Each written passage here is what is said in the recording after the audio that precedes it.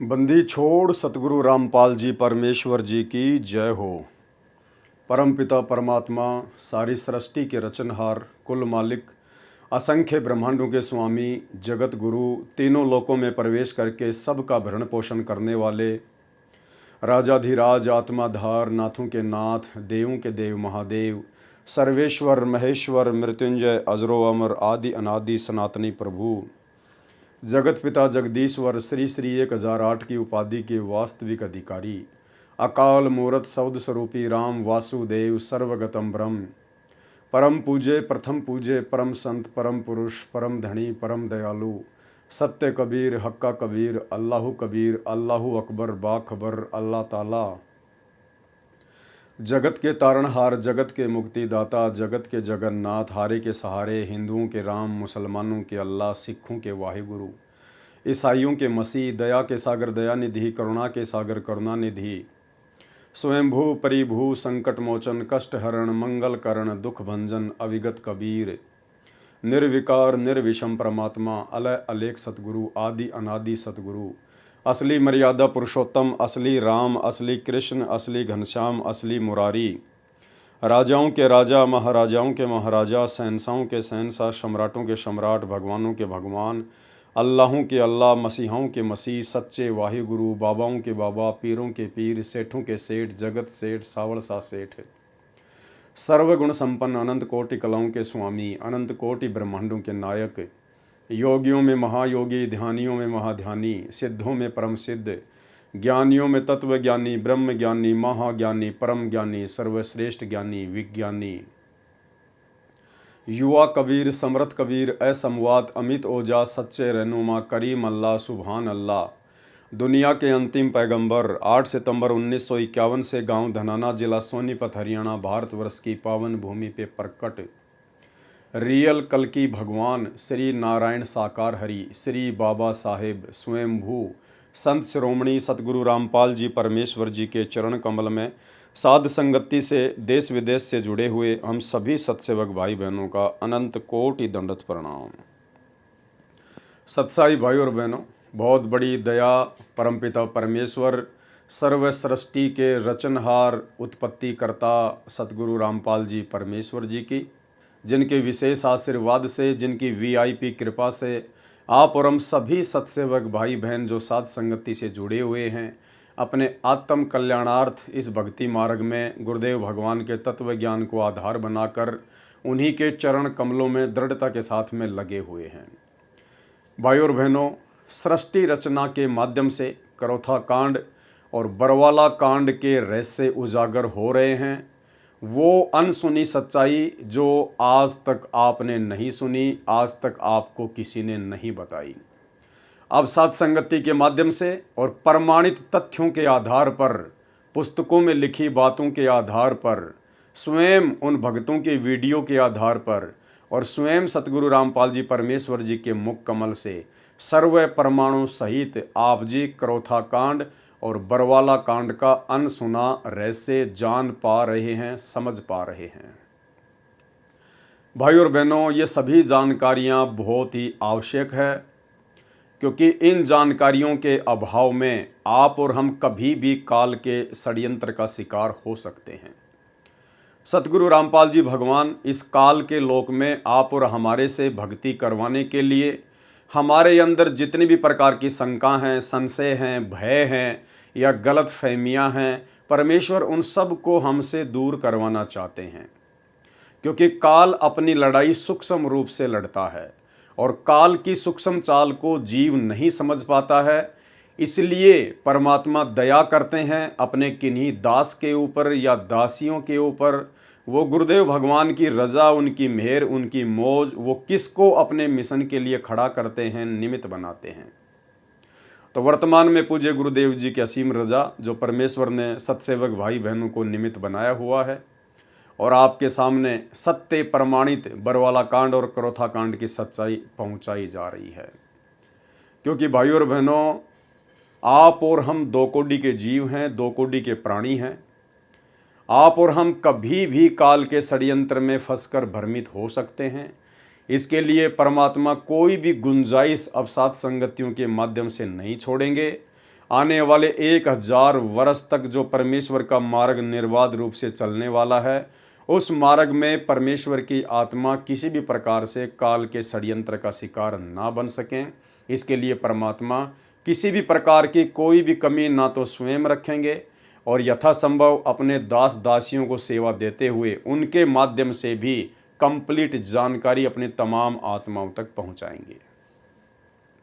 तो भाई और बहनों, आज का बरवाला कांड के ऊपर हमारा ये पार्ट नंबर 2 है।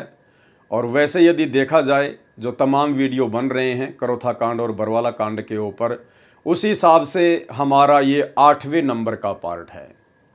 और दास आपसे रिक्वेस्ट करेगा, प्रार्थना करेगा, यदि आप जी डायरेक्ट ये 8वां पार्ट देख रहे हैं, आज पहली बार यदि आप जुड़ रहे हैं, तो यदि आपने 1 नंबर पार्ट से वीडियो देखने शुरू नहीं किए हैं तो आप जी को कुछ भी समझ में नहीं आने वाला है, क्योंकि हर एक वीडियो की कड़ी हर एक पहले वाली वीडियो से जुड़ी हुई है। जब तक आप पार्ट नंबर 1 से सारे वीडियो देखते हुए नहीं आएंगे, तब तक आपको बीच में से कोई भी वीडियो सही प्रकार से समझ में नहीं आएगा। तो आप जी 1 नंबर पार्ट से देखना शुरू करें। और ये वीडियो देखने के लिए आप फेसबुक पर पेज को सर्च करें, पवन दास इज़ लाइव, वहाँ पर आपको सभी वीडियो मिलेंगे। इसके अलावा इस वीडियो के ऊपर जो टाइटल है उसमें भी आपको लिंक दिए हुए मिल जाएंगे। आप जी लिंक ओपन करके भी सारे पार्ट देख सकते हैं। तो भाई और बहनों, कल हमारा पहला नंबर का वीडियो था बरवाला कांड के ऊपर। परमात्मा ने एक प्रकार से भूमिका बनवाई और भूमिका के माध्यम से आप जियों को इतना तो ज़रूर समझ में आ गया होगा कि बरवाला कांड 2014 जो हुआ है, उस बरवाला कांड को करवाने के पीछे ना ही तो किसी प्रकार से किसी आर्य समाजी का हाथ है, ना किसी आर्य समाजी संस्था का हाथ है और ना ही प्रशासन का कोई हाथ है। बरवाला कांड 2014 के पीछे यदि किसी का हाथ है तो सतलोक आश्रम मैनेजमेंट हरियाणा का हाथ है।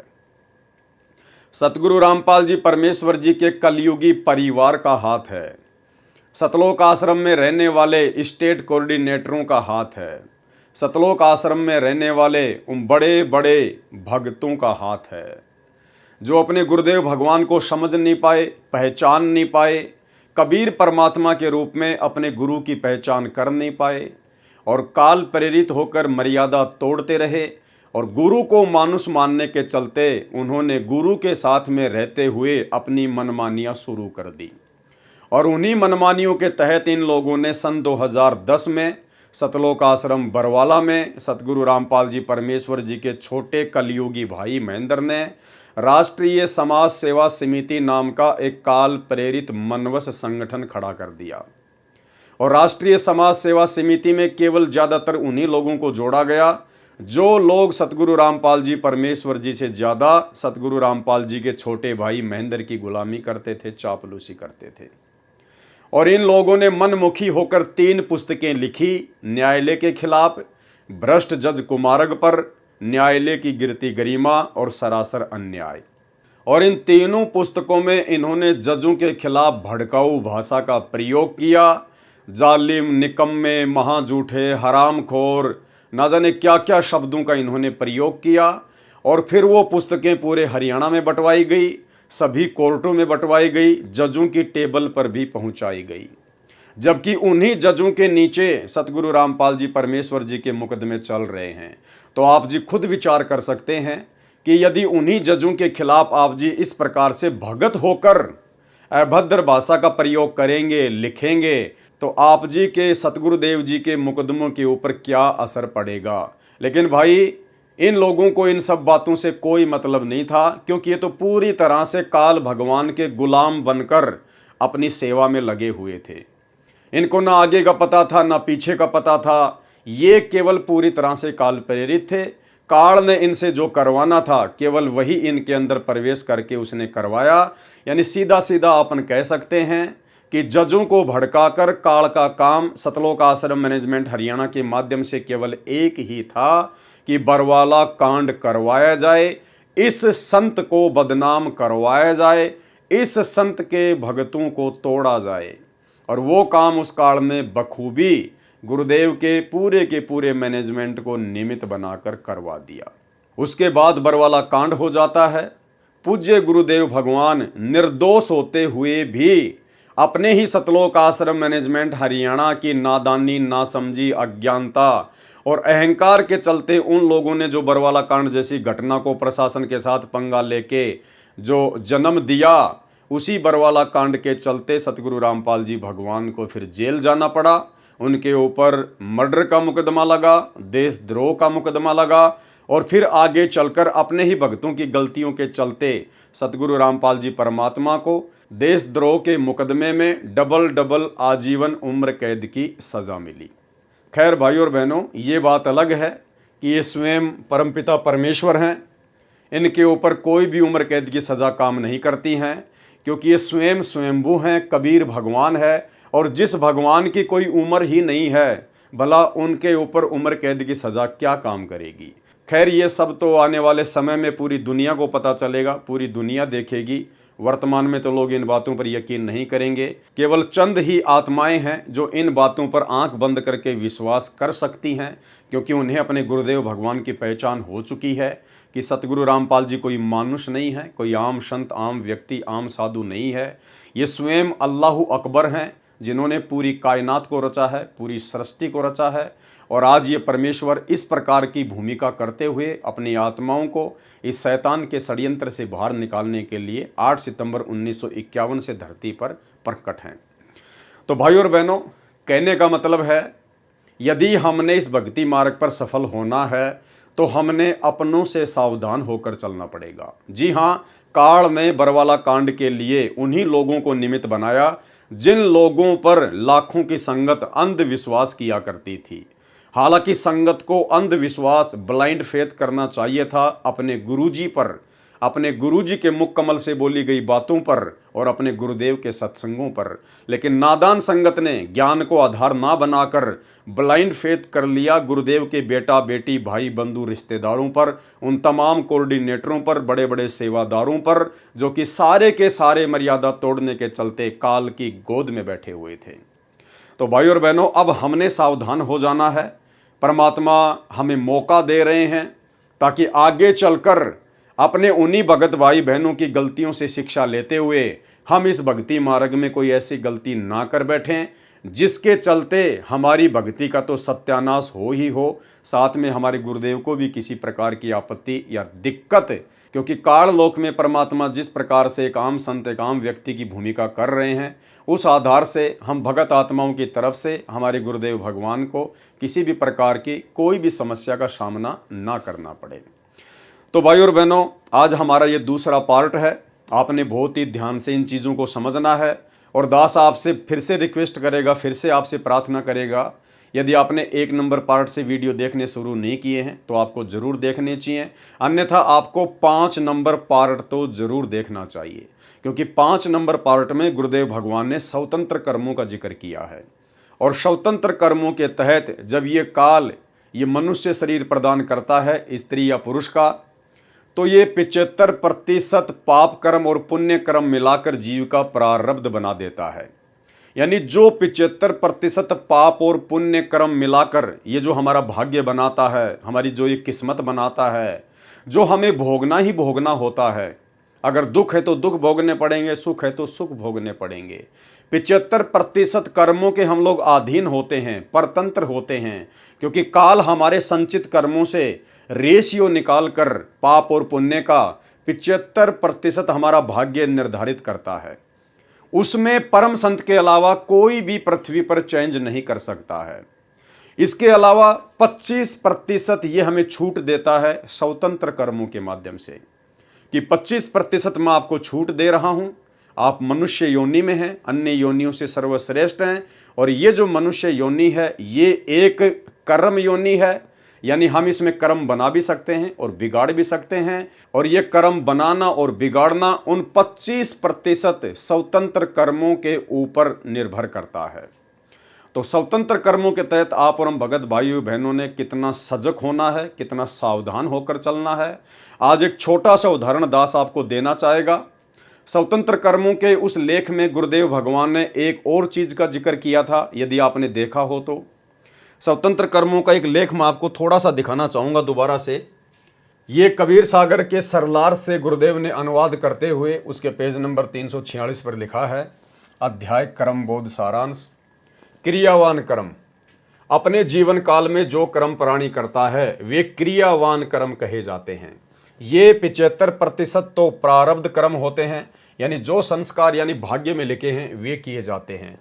25% कर्म करने में जीव स्वतंत्र होता है, यानी 25% कर्म करने में इस काल ने मनुष्य को स्वतंत्र रखा हुआ है।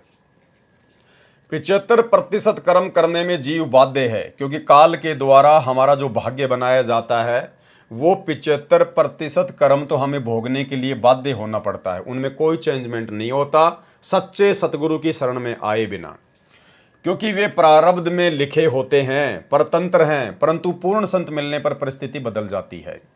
प्रश्न कहते हैं कि जीव कर्म करने में स्वतंत्र है। उत्तर दिया गुरुदेव ने, जीव मात्र 25% कर्म तो स्वतंत्र रूप से करता है। अपने जीवन काल में 75% कर्म तो प्रारब्ध वाले करने में परतंत्र है, विवश है। केवल 25% कर्म करने में जीव स्वतंत्र है। परंतु पूर्ण संत मिलने के पश्चात परिस्थिति बदल जाती है। अब क्या है जो मेन पॉइंट है भाइयों और बहनों, वो हमने देखना है। फिर क्या बताया गुरुदेव भगवान ने, प्रारब्ध में सुसंगत तथा कुसंगत भी लिखी होती है। स्वतंत्र कर्म तो हैं जिनके माध्यम से हम अपने कर्म बना भी सकते हैं, बिगाड़ भी सकते हैं। एक और महत्वपूर्ण बात गुरुदेव भगवान ने लिखी है कि जीव के भाग्य में यानी उसकी किस्मत में, उसके प्रारब्ध में सुसंगत यानी अच्छी संगत तथा कुसंगत यानी बुरी संगत भी लिखी हुई होती है। अब ये कुसंगत क्या है, सुसंगत क्या है, और वर्तमान में भक्ति मार्ग में इसका कितना बड़ा योगदान है, और कहां कहां जीव इसका फायदा उठा रहे हैं और कहां कहां जीव हानि उठा रहा है। आज एक पीला पर्चा सतलोक आश्रम मैनेजमेंट हरियाणा की तरफ से निकाला गया है। पीला पर्चा दास आपको दिखाना चाहेगा। ये पीला पर्चा है, सत साहेब जय बंदी छोड़ की सतगुरुदेव की जय। दिनांक 29 सितंबर 2024, समय 8:20। सभी भगत आत्माओं को सूचित किया जाता है कि सतगुरुदेव जी का आदेश आया है कि भगत लक्ष्मी नारायण दास कथावाचक, ये जो लक्ष्मी नारायण दास जी हैं, ये पहले मथुरा या फिर वृंदावन में ये बहुत बड़े कथावाचक थे, और बाद में इनको ज्ञान गंगा पुस्तक प्राप्त हुई। इन्होंने गहराई से परमात्मा की पुस्तक को पढ़ा, और ये इतनी अच्छी आत्मा थी कि इन्होंने अपना कथा वाचन का कार्य ही समाप्त कर दिया कि भाई मैं तो परमात्मा का दोषी बन रहा हूँ, परमात्मा की आत्माओं को गुमराह करके, मुझे तत्व ज्ञान नहीं है, मैं ये कथा करने का अधिकारी नहीं हूँ। तो इन्होंने कथावाचक का कार्य छोड़ दिया, जबकि भाई और बहनों ये कोई आम कार्य नहीं है। आम प्राणी, आम जीव ये डेयर नहीं कर सकता, ये साहस नहीं कर सकता, लेकिन इस पुण्यात्मा ने ये काम किया। भगत लक्ष्मी नारायण दास कथावाचक, सनोप श्री राधे श्याम जी, पता जयपुर रोड, सैनी धर्मकाटा, थाना गाजी, जिला अलवर, राजस्थान की सभी आश्रमों से, सभी नामदान केंद्रों से तथा सत्संगों में नो एंट्री की जाती है। कारण क्या बताया सतलोक आश्रम मैनेजमेंट हरियाणा ने, मर्यादा का पालन न करने के कारण इनकी नो एंट्री की गई है। यह फ्रॉड करता है, पैसे ठगता है, ये बहुत बड़ा ठग है, इसको रुपए नहीं देना है, इसके झांसे में नहीं आना है। ये हैं भगत लक्ष्मी नारायण दास जी। ये पीला पर्चा आपने देख लिया। एक छोटा सा इंटरव्यू भी मैं आपको भगत लक्ष्मी नारायण दास जी का दिखाता हूं, जो कि इन्होंने सतलोक आश्रम धनाना में अपना इंटरव्यू दिया था। सुनिए। नमस्कार जी। नमस्कार जी। आपका शुभ नाम क्या है जी? मेरा शुभ नाम है, वैसे पहले तो लोग, अब तो लक्ष्मी नारायण दास पड़ गया है, और पड़ गया क्या, दास ही हो गया ये मान लीजिए आप। लेकिन पहले जो लोग जानते थे वो परम श्रद्धेय श्री लक्ष्मी नारायण जी महाराज जी के नाम से जानते थे, क्योंकि मैं कथावाचक हूँ। वृंदावन में आश्रम रहा है मेरा, और उसके बाद में यानी कि कथा करता था मैं, काफ़ी साल हो गए करते करते, करीबन 16-17 साल की उम्र में कथा करने लगा हूँ। ये सर आप जो ज्ञान गंगा पुस्तक लिए हुए हैं तो आज आप क्या संत रामपाल जी महाराज जी के भगत हैं? जी, मैं करीबन यानी कि 2/29 यानी कि फरवरी को जुड़ा हूँ। अच्छा, तो सर आप कथावाचक थे, तो आज आपको ऐसा कि इस ज्ञान गंगा पुस्तक में क्या मिला जो परमात्मा संत रामपाल जी भगवान के आज आप शिष्य बन गए? इस ज्ञान गंगा जो गीता ये संत रामपाल जी ने जो निकाली है, सबसे बड़ी बात तो कि जीव हमारी जाति है, मानव धर्म हमारा, हिंदू मुस्लिम सिख ईसाई धर्म नहीं कोई न्यारा। कारण सबसे पहली बात तो ये है कि सबको एक समान है यहाँ इनकी नज़रों में, और कोई जाति का भेदभाव नहीं है। और यहाँ कलेक्टर या गरीब हो अमीर हो, सबको एक नज़र से देखा जाता है और एक नज़र से और एक जैसा ही स्वागत होता है। ये नहीं कि उसके लिए अलग से कमरा रूम फिट कर दिया इसी का, ऐसा कुछ नहीं है। यहाँ ये भी देखा है इनके बारे में।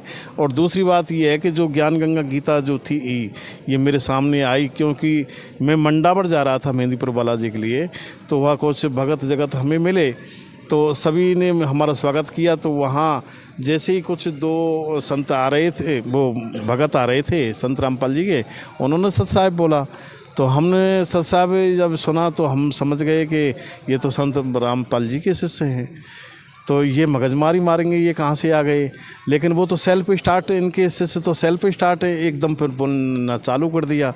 फिर इन्होंने जानकारी करी, शांत गीता लेके आए थे, गीता प्रेस वाली गोरखपुर वाली, उस गीता के बारे में यानी कि बताया, ब्रज के बारे में यानी कि लिखा था आना, और संत रामपाल जी की जो पुस्तकों में और गीता में पढ़ा तो उसमें लिखा है जाना।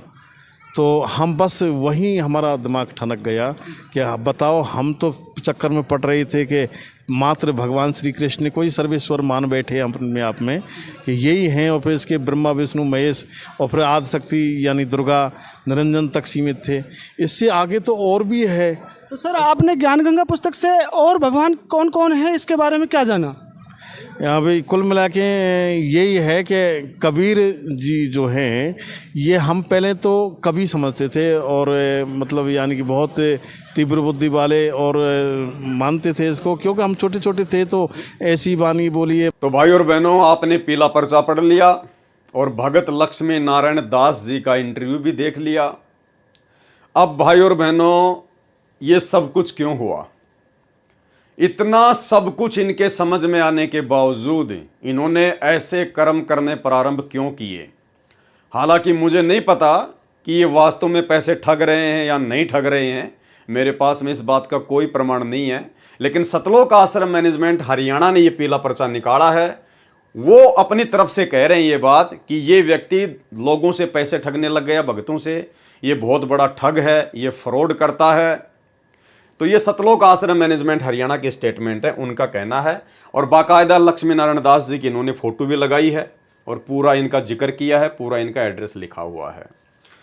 भाई और बहनों, इतनी अच्छी आत्मा जो अपने हजारों चेलों को छोड़कर सतगुरु रामपाल जी भगवान के हिसार जेल में रहते सहते उनके ज्ञान को आधार बनाकर उनका चेला बन जाए, ये कोई सामान्य आत्मा नहीं हो सकती है। और सतगुरुदेव भगवान से जुड़ने के बाद, इन आश्रमों से नाम उपदेश लेने के बाद और काफी समय तक सतलोक आश्रम मैनेजमेंट हरियाणा की संगति करने के बाद भी इस आत्मा ने आखिर ऐसी गलती क्यों की? क्यों इस आत्मा की सभी आश्रमों से नो एंट्री की गई? भाई और बहनों, कारण है प्रारब्ध कर्मों में लिखी हुई सुसंगत और कुसंगत। क्या कहा गुरुदेव भगवान ने? प्रारब्ध में यानी भाग्य में सुसंगत तथा कुसंगत भी लिखी होती है। यह परमात्मा की विशेष आत्मा थी, पुण्य आत्मा थी। ज्ञान समझ के गुरुदेव भगवान से तो जुड़ गई अपने आत्म कल्याण के लिए, लेकिन भाई और बहनों, इस आत्मा के भाग्य में कुसंगत लिखी हुई थी। इसके प्रारब्ध में सुसंगत यानी साध संगति से जुड़ना हुआ नहीं लिखा था। सतगुरु से जुड़ने के बाद भी इसके भाग्य में सतलोक आश्रम मैनेजमेंट हरियाणा की कुसंगत लिखी हुई थी, और वो कुसंगत इसको सतगुरु की भक्ति से आज नीचे गिरा देती है।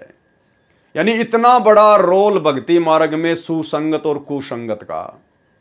सतगुरु से नाम उपदेश लेने के बाद में यदि इस आत्मा को साध संगतियों का पता चल जाता और यदि यह आत्मा साध संगति से जुड़ जाती तो ये परमात्मा की एक नंबर की आत्मा होती, आज अपनी भक्ति बहुत अच्छी से कर रही होती। लेकिन इसके भाग्य में साध संगति नहीं थी, सुसंगत नहीं थी, इनके प्रारब्ध में कुसंगत लिखी हुई थी और कुसंगत इन्होंने सतलोक आश्रम मैनेजमेंट हरियाणा की, जिसके चलते आज इनको परमात्मा से, इस अनमोल वस्तु से दूर होना पड़ रहा है। भाई और बहनों, कितना बड़ा रोल है सुसंगत और कुसंगत का। शुक्र मनाओ सतगुरु रामपाल जी भगवान का कि आप जियों को सुसंगत प्राप्त हुई। भले आपने उपदेश ले लिया था, बाद में आपने साध संगति के वीडियो देखे, भले आपने संकल्प लिया और साध संगति से जुड़ गए, आपके प्रारब्ध में सतगुरु रामपाल जी भगवान ने पहले से सुसंगत लिखी हुई है, सुसंगत। और इसी सुसंगत से जुड़ने के कारण, साध संगति से जुड़ने के कारण आप जी आज भक्ति मार्ग में किस कदर दृढ़ होकर मर्यादाओं का ध्यान रखकर भक्ति कर रहे हैं। और ये आत्मा इतना बड़ा त्याग करके भी, हजारों अपने शिष्यों को छोड़कर भी कथा वाचन का कार्य करते थे, लाखों रुपया महीने का कमाते थे। उसके बाद इनके पास में कोई काम धंधा नहीं था, फिर भी इन्होंने हिम्मत की, परमात्मा पे विश्वास किया और परमेश्वर पर विश्वास करके इन्होंने नाम उपदेश लिया। लेकिन इनके भाग्य में कुसंगत लिखी हुई थी सतलोक आश्रम मैनेजमेंट हरियाणा की। ये बार बार आश्रमों में जाया करते थे, लेकिन इनको आश्रमों में वो वस्तु प्राप्त नहीं हुई जो वस्तु केवल साध संगतियों में है। ना इनकी शंकाओं का समाधान हुआ, क्योंकि मन में बहुत सारे प्रश्न, बहुत सारे सवाल खड़े होते हैं जब हम गुरुदेव भगवान के सत्संग सुनना शुरू करते हैं। उपदेश तो इन्होंने ले लिया गुरुदेव का ज्ञान सुनकर, ज्ञान सुनने के बाद में आत्मा एकदम से फड़कती है, जिसके पिछले पुण्य अच्छे होते हैं, जिसके संस्कार अच्छे होते हैं। तो नाम तो इसने जल्दबाजी में ले लिया, जोश जोश में ले लिया थोड़ा बहुत ज्ञान सुन के, लेकिन उसके बाद में जब ये काल मन में शंकाएं पैदा करता है, सत्संग सुनते जाओगे मन में शंकाएं पैदा होती जाएंगी, ऐसा क्यों, ऐसा क्यों, ये क्यों, वो क्यों। उन सब बातों का जवाब इस भाई को सतलोक आश्रम मैनेजमेंट हरियाणा में नहीं मिला, क्योंकि वहां कोई ज्ञान चर्चा नहीं होती, उन आश्रमों में कोई ज्ञान चर्चा नहीं होती, कोई साध संगति नहीं होती, कोई शंका समाधान नहीं होता। और इसने देखा कि यार ये हो क्या रहा है, संत रामपाल जी का ज्ञान तो कुछ कह रहा है और इन आश्रमों में ये लोग क्या कर रहे हैं, संत रामपाल जी का परिवार क्या कर रहा है। और इन्होंने फिर विचार किया ठंडे दिमाग से कि यार जो काम लोगों को भगवान की आड़ में ठगने का मैं किया करता था, अरे वही का वही काम तो गुरुजी का परिवार भगवान की आड़ में, अपने गुरुजी की आड़ में, ज्योति और पाठ के नाम पर, दान के नाम पर, जमीन के नाम पर गुरुजी का परिवार संगत से कर रहा है। फिर मेरे इसमें अंतर क्या था। तो इसने सोचा कि मैंने कथावचन का काम क्यों छोड़ा। भाई मैं भी तो दुनिया को भगवान के नाम पे ठग रहा था और संत रामपाल जी का परिवार भी दुनिया को भगवान के नाम पे ठग रहा है, ज्योति और पाठ के नाम पे ठग रहा है, दान धर्म के नाम पे ठग रहा है, जबकि हम दोनों तो बराबर के हैं। संत रामपाल जी का परिवार भी उनका भगत है और इन्होंने सोचा कि मैं भी संत रामपाल जी का भगत हूं, तो हम तो आपस में भगत भाई हो गए। तो जब ये भगत भाई गुरुजी के आदेश की आड़ में ठग सकते हैं, गुरुजी के नाम की आड़ में अपने ही भाइयों को ठग सकते हैं, तो मैं क्यों नहीं कर सकता ये शुभ काम। ये तो मैं पहले ना कर रहा था, मुझे वो काम छोड़ना नहीं चाहिए था। तो शायद इन्होंने वो काम फिर से शुरू कर दिया कुसंगत के कारण। तो आप जी समझ सकते हैं भाई और बहनों, परमात्मा का एक एक शब्द कितना इंपॉर्टेंट है। जो गुरुदेव ने, जो स्वतंत्र कर्म हैं, जो कर्म बोध हैं, उसके अंदर जो लिखा है कि प्रारब्ध में सुसंगत तथा कुसंगत का भी असर पड़ता है। प्रारब्ध में सुसंगत तथा कुसंगत भी लिखी होती है। तो इस भाई के भाग्य में सतगुरु की शरण में आना तो लिखा ही लिखा था, साथ में सतलोक आश्रम मैनेजमेंट हरियाणा की काल एजेंटों की कुसंगत भी लिखी हुई थी। और इसी कुसंगत के चलते आज ये परमात्मा से दूर हो चुका है। और आने वाले समय में भाई और बहनों इसी प्रकार से जिन जिन की बैटरी डिस्चार्ज होती चली जाएगी, क्योंकि वर्तमान में तो किसी की भक्ति बन नहीं रही है। सतलोक आश्रम मैनेजमेंट हरियाणा के साथ में जितने भी लोग जुड़े हैं, चाहे लाखों चाहे करोड़ों, उनकी केवल बैटरी चल रही है, उनके पुण्य चल रहे हैं, उनकी वर्तमान भक्ति नहीं चल रही है, वर्तमान में गुरुदेव का आशीर्वाद उनके साथ में नहीं है, क्योंकि उन आत्माओं से तो इतने भक्ति विरुद्ध कुकर्म करवा दिए गए हैं सतलोक आश्रम मैनेजमेंट हरियाणा के द्वारा।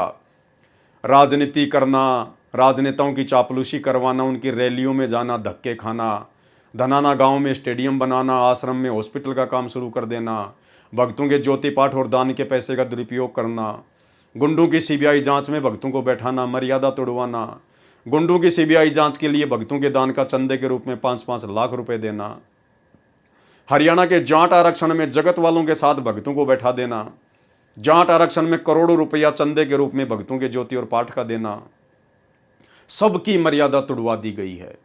तो थोड़े बहुत दिनों में आप जियों के सामने आ जाएगा, ये जितने भी जो लोग जुड़े हुए आज इन आश्रमों में जा रहे हैं, ये सब अपने अपने घर पे बैठ जाएंगे। अगर कोई अच्छी आत्मा होगी तो सात संगति की वीडियो देखकर गुरुदेव भगवान से अपनी तमाम गलतियों की अपने घर पर समायाचना मांग के भक्ति फिर से शुरू कर देगी, परमात्मा उसकी ज्योत वापस जला देगा। अन्यथा ये सब अपने घर पर बैठेंगे, कोई भक्ति से दूर हो जाएगा, कोई दूसरे पंथ में चला जाएगा, तो कोई अपनी उसी परंपरागत पूजा पाठ में लग जाएगा।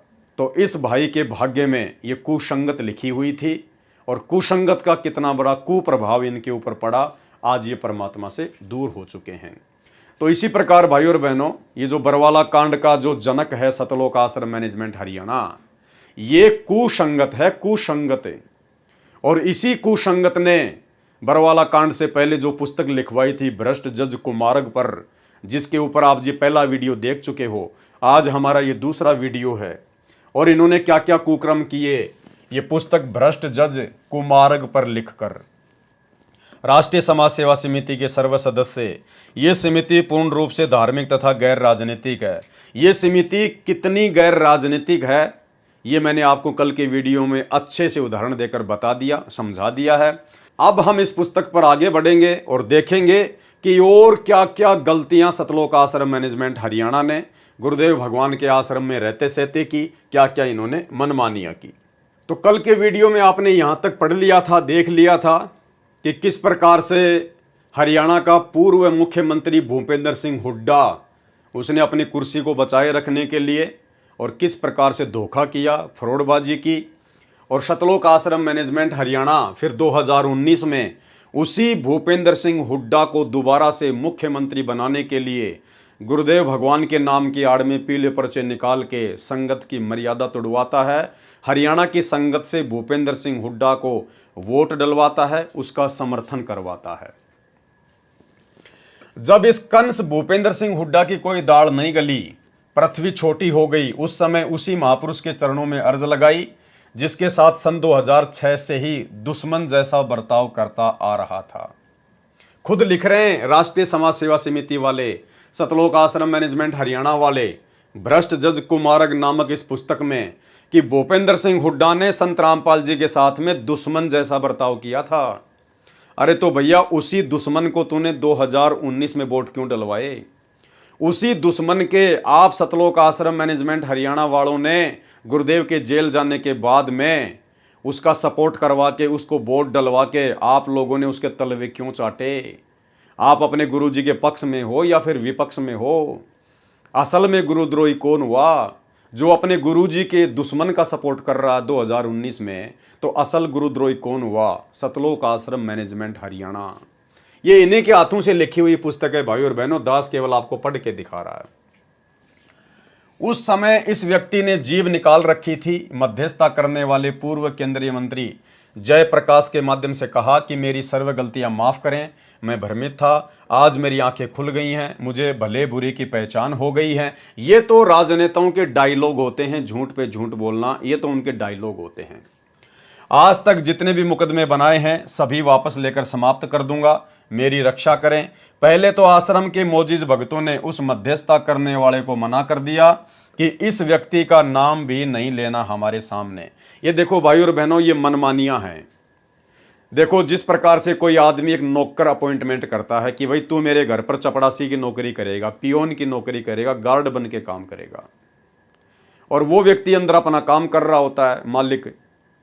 अब पियोन का काम क्या है, गार्ड का काम क्या है? गेट पर कोई भी आता है, कोई भी समाचार लाता है, कोई भी संदेशा लाता है, तो गार्ड का काम केवल उसको वहीं से वापस कर देने का नहीं है। गार्ड केवल नौकर है, नौकर दास है, गुलाम है। उसका काम है जो भी संदेशा आया है किसी का भी, वो अपने मालिक तक पहुंचाए और मालिक का जो जवाब हो वो वापस उसको पहुंचाए। दास का केवल इतना ही काम होता है, नौकर का। जबकि भूपेंद्र सिंह हुड्डा ने अपने मीडिएटर के माध्यम से जब गुरुजी से माफी मांगनी चाहिए, गुरुजी से मिलना चाहा, तो सतलोक आश्रम मैनेजमेंट हरियाणा के मोजिज भक्तों ने, यानी मुख्य भक्तों ने अपने आप ही सलाह मशवरा करके और मना कर दिया कि हम उस व्यक्ति से नहीं मिलना चाहते। ये है मनमाना आचरण, अपने आप को बहुत बड़ा समझना, अहंकार में चूर हो जाना। जबकि भक्तों का काम था अपने गुरुजी तक वो प्रार्थना पहुंचाना कि गुरुजी ऐसी ऐसी बात है, भूपेंद्र सिंह हुड्डा का संदेशा आया है किसी व्यक्ति के माध्यम से, आप जी का क्या आदेश है।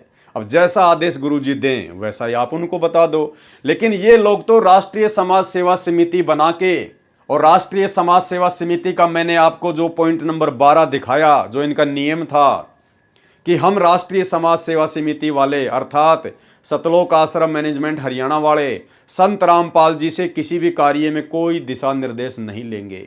इन्होंने पहले ही साबित कर दिया अपने संविधान में पॉइंट नंबर 12 में कि हम संत रामपाल जी से कोई सलाह मशवरा नहीं करेंगे, हम मनमानियां करेंगे।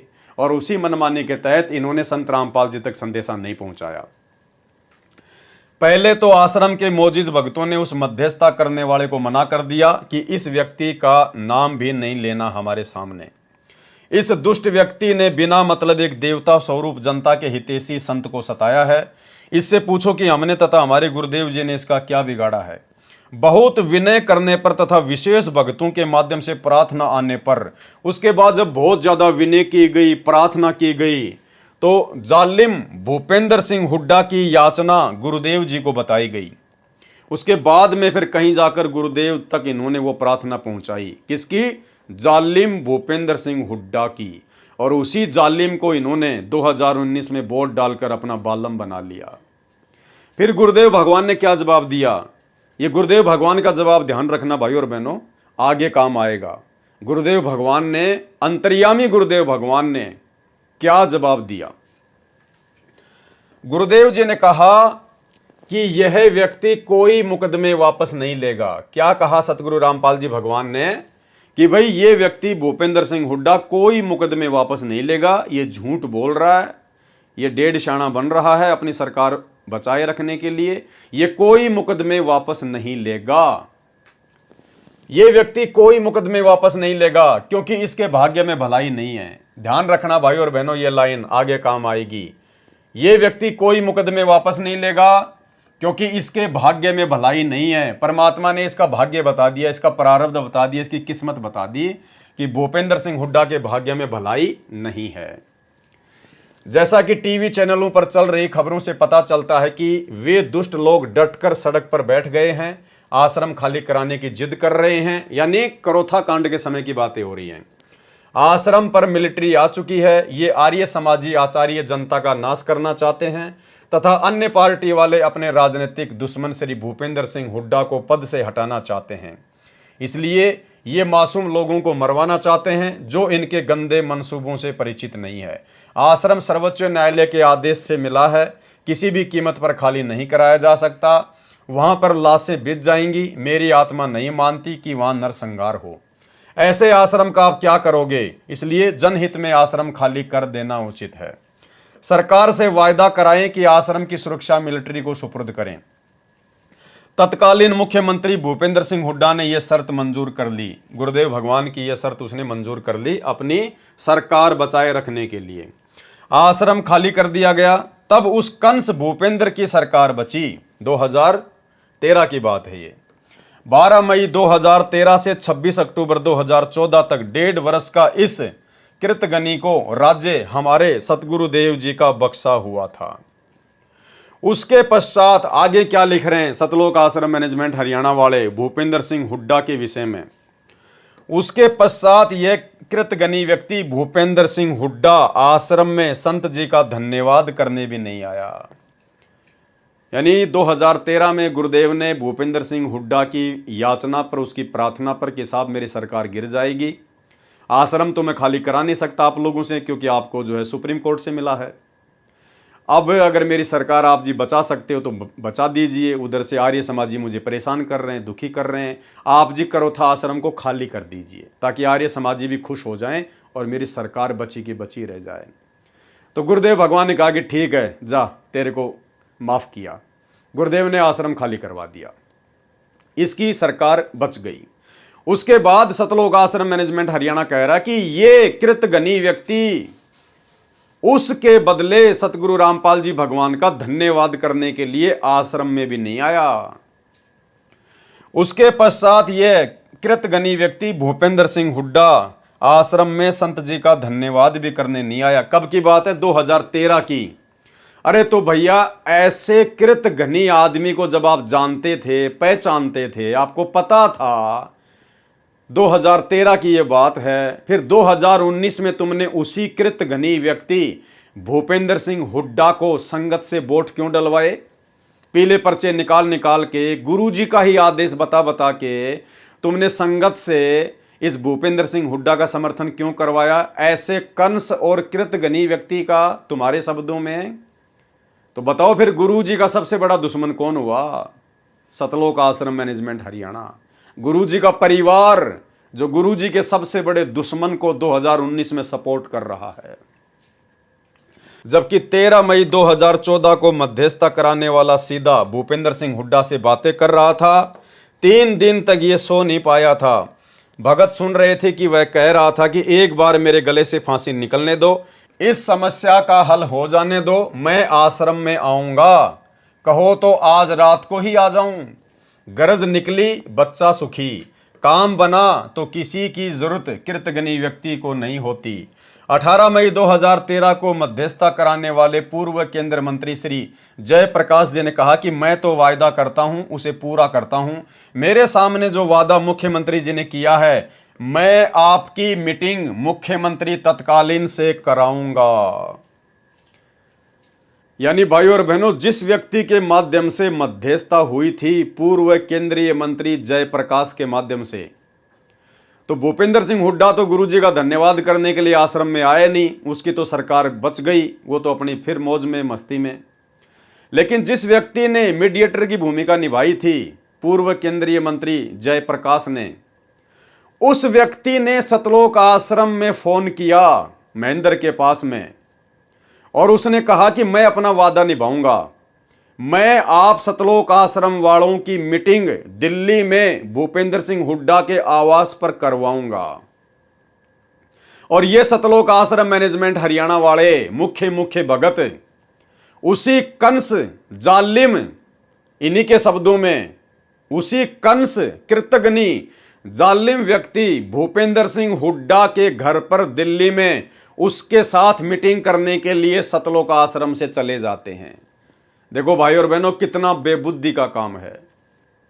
अरे आना चाहिए था उस आदमी ने आश्रम में, क्योंकि गुरुजी ने उसकी सरकार बचाई। धन्यवाद करने के लिए आना तो चाहिए था भूपेंद्र सिंह हुड्डा को सतलोक आश्रम बरवाला में। भाई फिर ये लोग क्यों जा रहे हैं दिल्ली में? ये सतलोक आश्रम मैनेजमेंट हरियाणा वाले दिल्ली में क्यों जा रहे हैं उसे मीटिंग करने? तुम्हारा क्या स्वार्थ था?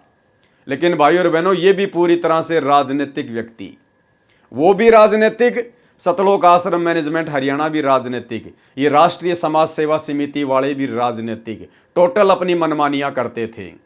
इनको क्या आवश्यकता थी दिल्ली जाने की, उस व्यक्ति से मीटिंग करने की? तुम्हारा क्या स्वार्थ था? और कौन कौन व्यक्ति गए भाई और बहनों, देखना। मैं आपकी मीटिंग मुख्यमंत्री तत्कालीन से कराऊंगा, श्री भूपेंद्र सिंह हुड्डा जी से 18 मई 2013 को उसके दिल्ली निवास पर आश्रम के 1 नंबर भगत कौन? भगत महेंद्र दास जी, यानी सतगुरु रामपाल जी का छोटा कलयुगी भाई, गुरुजी के भाई। 2 नंबर भगत बलजीत दास जी, ट्रस्ट के महासचिव। 3 नंबर भगत राज कपूर जी को साथ लेकर श्री भूपेंद्र जी तत्कालीन मुख्यमंत्री जी से मिले। साथ में श्री महेंद्र सिंह चोपड़ा मुख्यमंत्री का पीए। कुल 6 व्यक्तियों के बीच में मीटिंग हुई। क्या आवश्यकता थी भाई इन लोगों को दिल्ली जाने की? अरे तुम भगत हो, तुम्हारे को भक्ति से मतलब है, या तुम राजनेता हो, तुम्हारे को राजनीति से मतलब है। उस भूपेंद्र सिंह हुड्डा को आना चाहिए था सतलोक आश्रम में गुरुजी का धन्यवाद करने के लिए, लेकिन उल्टा ये लोग जा रहे हैं दिल्ली में उसे मीटिंग करने के लिए। क्यों भाई? ये है भाई और बहनों बेबुद्धि के काम। भक्ति छोड़कर राजनीति में पड़ना, ये होती है काल प्रेरणा। इसको कहते हैं मनमाना आचरण। क्योंकि इन्हीं राष्ट्रीय समाज सेवा समिति वालों ने जब राष्ट्रीय समाज सेवा समिति बनाई तो दास ने आपको दिखाई दिया उसका पॉइंट नंबर 12, जिसमें इन्होंने साफ साफ लिखा है कि हम राष्ट्रीय समाज सेवा समिति वाले संत रामपाल जी से किसी भी कार्य में कोई दिशा निर्देश नहीं लेंगे। और 2013 की ये बात है, और 2014 में फिर बरवाला कांड हो जाता है। इसने अपना वायदा दोहराया कि मैं आपके सभी मुकदमे समाप्त कर दूंगा, परंतु झूठा तथा कर्महीन व्यक्ति कभी अच्छा कार्य नहीं कर सकता। ये पॉइंट ध्यान है ना भाई और बहनों आपको। जब ये लोग दिल्ली गए मीटिंग करने आश्रम वाले, तो भूपेंद्र सिंह हुड्डा ने कहा कि मैं वायदा करता हूं कि आपके सभी मुकदमे हटा दूंगा, लेकिन उसके बाद भी उसने कोई मुकदमे नहीं हटाए। उसके बाद ये सतलोक आश्रम वाले क्या लिख रहे हैं? परंतु झूठा तथा कर्महीन व्यक्ति कभी अच्छा कार्य नहीं कर सकता। झूठा तथा कर्महीन व्यक्ति कभी भी अच्छा कार्य नहीं कर सकता। अरे ये बात तो तुम्हारे को गुरुजी ने पहले ही बोल दिया था। अरे ये बात तो 2013 में तुम्हारे को गुरुजी ने बोल दिया था, जब तुम गुरुजी के सामने उसकी प्रार्थना लेके गए थे, मोजिज मोजिज भगत। तो गुरुजी ने क्या कहा था तुम्हारे को कि इस व्यक्ति के भाग्य में अच्छा करना नहीं लिखा है। थोड़ा सा बैक आ जाओ भाई और बहनों। ये व्यक्ति कोई मुकदमे वापस नहीं लेगा। ये बात गुरुजी ने पहले ही सतलोक आश्रम बरवाड़ा में इन राष्ट्रीय समाज सेवा समिति वालों को बोल दी थी कि ये व्यक्ति भूपेंद्र सिंह हुड्डा कोई मुकदमे वापस नहीं लेगा, क्योंकि इसके भाग्य में भलाई नहीं है। लेकिन गुरुजी की बात तो ये लोग मानते ही नहीं थे। गुरुजी की बातों को तो ये महत्व देते ही नहीं थे, और ना वर्तमान में देते, क्योंकि ये संत रामपाल जी को मानुष मानते हैं। ये संत रामपाल जी को परमात्मा नहीं मानते। ये उनकी बातों को सीरियस नहीं लेते राष्ट्रीय समाज सेवा समिति वाले। तो गुरुदेव ने तो पहले कह दिया था कि ये व्यक्ति कोई मुकदमे वापस नहीं लेगा, क्योंकि इसके भाग्य में भलाई नहीं है। और फिर वही इन लोगों के साथ में हुआ, जब ये दिल्ली में गए मीटिंग करके आए, और भूपेंद्र सिंह हुड्डा ने वायदा किया कि मैं सारे मुकदमे समाप्त कर दूंगा। लेकिन जब सारे मुकदमे समाप्त नहीं हुए, इसकी सरकार भी चली गई, 2014 में बीजेपी की सरकार आ गई। उसके बाद ये सतलोक आश्रम वाले क्या लिख रहे हैं? इसने अपना वायदा दोहराया कि आपके सर्व मुकदमे समाप्त कर दूंगा, परंतु झूठा तथा कर्महीन व्यक्ति कभी अच्छा कार्य नहीं कर सकता। क्यों भैया? गुरुजी की बातों पे यकीन कर लेते और दिल्ली मीटिंग करने ना जाते तो तुम्हारा समय बचता, तुम्हारा पैसा बचता, तुम्हारी मर्यादा बचती। लेकिन तुम लोग गुरुजी को तो परमात्मा मानते ही नहीं। गुरुजी को तो गुरु ही नहीं मानते तुम, परमात्मा तो बहुत दूर की बात है। ये है भाई और बहनों मनमानिया, मनमानिया। एक समय सतलोक आश्रम बरवाड़ा में करोथा कांड के मुकदमों के सिलसिले में दिल्ली से एक भगत है जो वकील भी है, सुरेश। वो उन्हीं मुकदमों के सिलसिले में जम्मू कश्मीर गया हुआ था। गर्मी का महीना था, दुखी होके आश्रम में आया, क्योंकि ये सतलोक आश्रम मैनेजमेंट वाले उसका कोई विशेष सपोर्ट नहीं कर रहे थे। तो जब वो सतलोक आश्रम बरवाड़ा में आया तो सतगुरु रामपाल जी भगवान हॉल में बैठे हुए थे चेयर पर। कुछ एक भगत उनके पास में थे, और वहीं पर ये महेंद्र रामनिवास छावड़ा और ये मुख्य जो भगत थे, रामकुमार ढाका, बलजीत वगैरह, ये सारे वहीं बैठे हुए थे। एक भगत उनके चरणों की सेवा कर रहा था कोई। इतने में सुरेश जी आ जाते हैं, गुरुदेव को दंडवत प्रणाम करते हैं और दुखी मन से वहीं उनके चरणों में बैठ जाते हैं।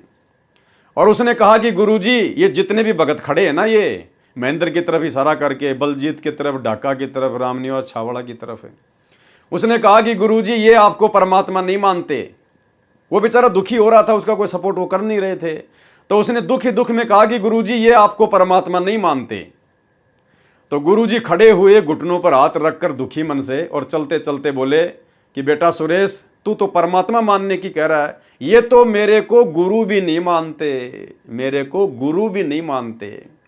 तो भाई और बहनों, अगर ये संत रामपाल जी को अपना गुरु भी मानते, गुरु का मतलब होता है गुरु जो शिक्षा दे दे उसकी शिक्षा के ऊपर अमल करना, तो गुरुदेव ने तो इनको पहले कह दिया था कि ये भूपेंद्र सिंह हुड्डा कोई मुकदमे वापस नहीं लेगा और भाई इसके भाग्य में अच्छाई करना नहीं लिखा है।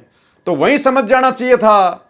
फिर दिल्ली क्यों गए उसके घर पे मीटिंग करने के लिए? इसको कहते हैं गुरु को मानुस मानकर अपनी मनमानियां करना। और इन्हीं मनमानियों का नतीजा भाई और बहनों, आगे चलकर इन्होंने जो भ्रष्ट जज कुमारक पर पुस्तक लिखी और कोर्टों में बंटवाई, जजों के खिलाफ अभद्र भाषा का प्रयोग किया, जिसके चलते जज भड़क गए और ये बर वाला कांड हुआ। परंतु झूठा तथा कर्महीन व्यक्ति कभी अच्छा कार्य नहीं कर सकता। आजकल करते करते जुलाई 2014 आ गई, कुछ नहीं किया। अरे तो अंतर्यामी ने तो पहले बता दिया था भाई। 12 जुलाई 2006 में इस दुष्ट का इरादा संत रामपाल दास जी महाराज को मरवाने तथा आश्रम तहस नहस करने का था। ध्यान से पढ़ना भाई और बहनों, कोई जल्दबाजी नहीं है। परमात्मा कहते हैं, वाणी ही से पहचानिए कुटिल नीत की घात। यानी जिस व्यक्ति के अंदर कुटिलता भरी हो, छल कपट भरा हो, तो गुरुदेव कहते हैं उसकी पहचान कैसे होगी? वाणी ही से पहचानिए, उसके मुख से निकले शब्दों से पहचान होती है। जैसे इन्होंने अपने कर कमलों से ये पुस्तक लिखी है, राष्ट्रीय समाज सेवा समिति वालों ने। ये पुस्तक अर्थात राष्ट्रीय समाज सेवा समिति के लोगों के विचार हैं, उनका आचरण है, उनका स्वभाव है। तो गुरुदेव कहते हैं, वाणी ही से पहचानिए कुटिल नीत की घात, अंदर की करनी की निकले मुंह से बात है। तो इनके अज्ञान और इनके पाखंड की पोल ये खुद अपने कर कमलों से लिखी गई पुस्तकों में खोल रहे हैं। क्या लिख रहे हैं ये लोग? ध्यान से पढ़िए। इस दुष्ट का इरादा कब? 12 जुलाई 2006 में। कौन दुष्ट? भूपेंद्र सिंह हुड्डा। 12 जुलाई 2006 में इस दुष्ट का इरादा संत रामपाल दास जी महाराज को मरवाने तथा आश्रम को तहस नहस करने का था। यानी अच्छी प्रकार से सतलोक आश्रम मैनेजमेंट हरियाणा जानता था, अच्छी प्रकार से गुरुजी के बेटा बेटी भाई बंधु रिश्तेदार ये कोऑर्डिनेटर जानते थे कि भूपेंद्र सिंह हुड्डा 2006 में ही संत रामपाल जी को जान से मरवाना चाहता था। उसके बावजूद भी इन लोगों ने गुरुजी के जेल जाने के बाद 2019 में उसी भूपेंद्र सिंह हुड्डा को अपना दामाद बना लिया। उसी भूपेंद्र सिंह हुड्डा को 2019 में सतलोक आश्रम मैनेजमेंट हरियाणा ने, सतगुरुदेव के कलयुगी परिवार ने, उसी भूपेंद्र सिंह हुड्डा को जिसने संत रामपाल जी को मरवाने की सोच रखी थी, ये खुद लिख रहे हैं अपने हाथों से, मैं नहीं बता रहा। और उसी व्यक्ति को इन्होंने मुख्यमंत्री बनाने की पूरी कोशिश की। तो खुद विचार कर लो कि गुरुजी के बेटा बेटी भाई बंधु रिश्तेदार ये गुरुजी के पक्ष में हैं या गुरुजी के विपक्ष में हैं। अरे ये लोग तो गुरुजी के दुश्मन के पक्ष में हैं, गुरुजी के दुश्मन के पक्ष में, भूपेंद्र सिंह हुड्डा के पक्ष में। 2019 में उसको हरियाणा का मुख्यमंत्री बनाने का पूरा प्रयास किया, भगतों से वोट डलवाए, पूरा सपोर्ट करवाया। तो विचार कर लो भाई और बहनों, आप जी किस कुसंगत में पड़े हो। आप सतलोक आश्रम मैनेजमेंट हरियाणा की बहुत बड़ी कुसंगत का शिकार हैं। जो भाई बहन इन सतलोक आश्रमों में जा रहे हैं ये रिजेक्टेड हैं। ये गुरुजी का परिवार, ये स्टेट कोऑर्डिनेटर, बड़े बड़े सेवादार, ये रिजेक्टेड माल है गुरुजी की तरफ से। गुरुजी ने इनको 2014 बरवाला कांड से पहले ही रिजेक्ट कर दिया था। आपको आगे दिखाएंगे वीडियो में गुरुदेव के मुख कमल से। गुरुदेव ने इन सबको रिजेक्ट किया हुआ है, बिल्कुल स्पष्ट रूप से लिखकर भी और अपने मुख कमल से बोलकर भी। आपको लिखा हुआ भी दिखाएंगे और गुरुदेव के मुख कमल से बोला हुआ भी दिखाएंगे। और कहते हैं, गुरु के दिल से उतरे वो शब्द बिहू ना होए, और उसको काल घसीट ही राख सके ना कोई। इनको तो काल घसीटेगा आने वाले समय में, सतलोक आश्रम मैनेजमेंट हरियाणा वालों को, गुरुदेव के परिवार वालों को। लेकिन विचार करने की ये बात है कि आप संगत वाले भाई बहन क्यों गुण की तरह पिस रहे हैं। अरे आप लोगों का क्या मतलब है उन आश्रमों में जाना, इन लोगों की कुसंगति का शिकार होना, इनके मनमाने आदेशों को फॉलो करना। आप क्यों अपनी भक्ति बिगाड़ रहे हैं। नाम आपको मिल गया, कहीं से भी मिला है, मिल गया, अब तो अपने घर बैठ के भक्ति करो। अरे सत्संग गुरुजी के वो तुम्हारे पास में उपलब्ध हैं। आश्रम में कौन सा गुरुजी बैठे हैं जो तुम्हें सत्संग सुना रहे हैं? अरे वही सत्संग जो गुरुजी ने कर रखे हैं, जो पूरी संगत सुन रही है, अपने घर बैठ के सुनो। तुम आश्रम में आओगे जाओगे, कोई 1000 किलोमीटर से 3 दिन चल के आता है, कोई 4 दिन चल के आता है, कोई 5 घंटे बर्बाद करके आश्रम में जाता है, और ना तुम वहां पर कोई सत्संग सुनते। और जो समय तुम आने जाने में बर्बाद कर रहे हो, उतने समय में तो घर पे बैठकर आप जी 20 सत्संग सुन लोगे। आपका पैसा बचा, आपका समय बचा, आपकी श्वासें बची। नाम आपको गुरुजी ने दे रखा है, अपना काम धंधा करो, अपना नाम जपो। 5 यज्ञ आपको गुरुजी ने दे रखी है, अपनी 5 यज्ञ करो। आपको किसी की गुलामी करने की जरूरत क्या है? किस लिए जाते हो? भंडारा खाने, लड्डू जलेबी खाने? अरे अपने घर पे बना के खा लो, अपने घर पे बना के खा लो मेरे भाई। तुम इतने पैसे की लड्डू जलेबी खाते नहीं, उतने पैसा तो तुम किराया बर्बाद कर देते हो। तो हर प्रकार से ये काल तुम लोगों को माइनस में लेके जा रहा है, माइनस में लेके। अगर समझ सको तो समझ लेना, प्रारब्ध में सुसंगत और कुसंगत दोनों लिखी होती है।